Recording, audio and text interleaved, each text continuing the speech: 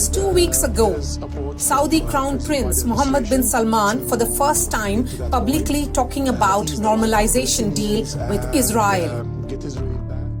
He said in an interview with Fox News, "Every day we get closer." Seen as a historic effort since the Cold War began, this deal has the potential of positioning MBS as the most influential leader in not just the Arab but the entire Muslim world.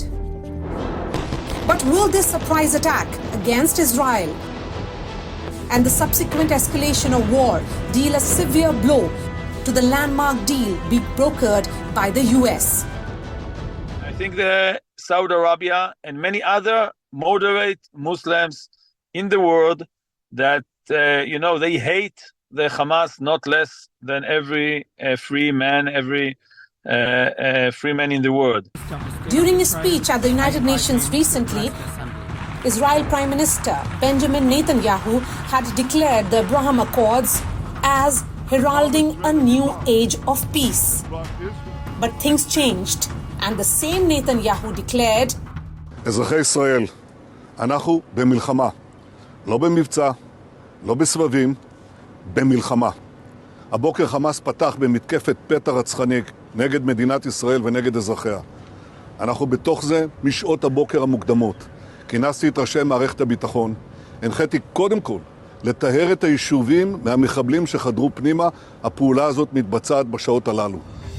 It is clear that the violence has thrown the spotlight on disputes between Israel and the Palestinians, making it harder to brush under the carpet the complicated and complex issues the way 2020 Abraham Accords did.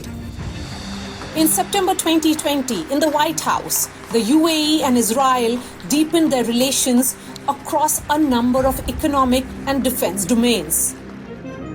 Months after the two Arab nations signed on, two more joined the accords, Morocco and Sudan. And it seemed like the US was possibly on track to sign up even more Arab countries.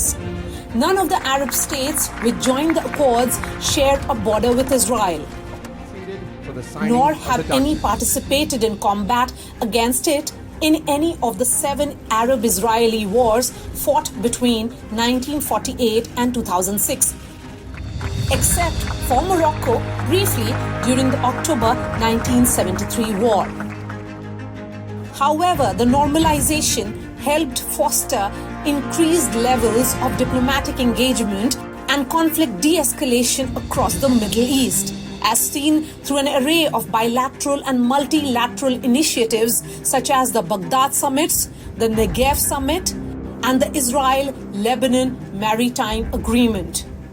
Between January 2021 and January 2023, 45,000 Israelis visited UAE, and the Israeli companies did business in the Gulf country too.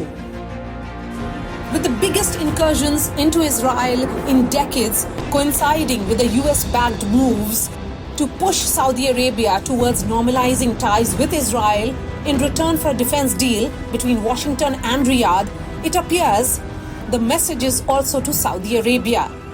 Iranian-backed Lebanese group Hezbollah said, and I quote, "This is a message to Saudi Arabia, which is crawling towards Israel, and to the Americans who are supporting normalization and supporting Israel.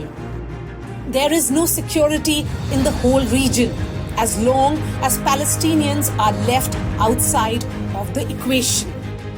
In 2002, Saudi Arabia had proposed a peace initiative which offered Israel security and normal relations with 57 Arab and Muslim countries in exchange for its withdrawal from occupied Palestinian territories.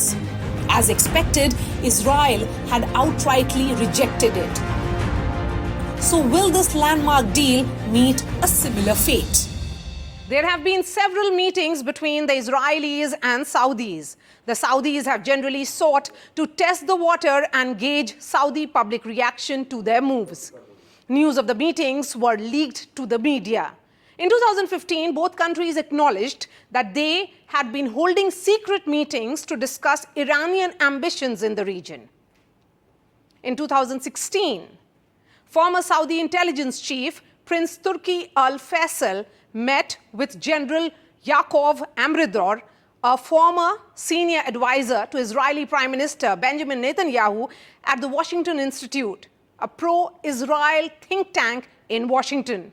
Later in 2016, a former Saudi general, Anwar Eshki, led a team of businessmen and academics, and he held unprecedented talks with Israeli members of Knesset.